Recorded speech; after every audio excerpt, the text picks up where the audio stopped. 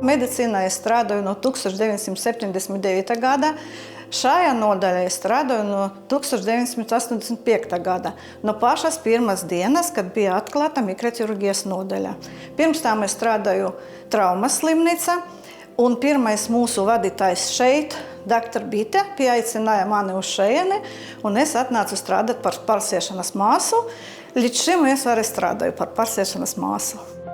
Es nevaru atcerēties, kā es teiksim, nesapņoju, ja? Bet kaut kā man visas draudzenes aizgāja medicīnā, un es arī aizgāju medicīnā. Man patīk strādāt ar cilvēkiem, man patīk palīdzēt cilvēkiem, un ļoti liels gandarījums tad, kad tu redzi to savu darbu. Galvenie pienākumi – pārsiet pacientus, bet arī sagatavot sterilus instrumentus, pasūtīt sterilu materiālu, protams, kā palīdzēt ārstiem. Ne tikai jāstrādā ar rokām, bet jāpaklausās to pacientu, jājūt viņam līdz.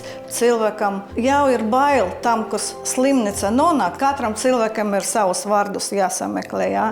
Un kaut ko jāpaskaidro vairāk varbūt, kaut ko jānomierina vairāk.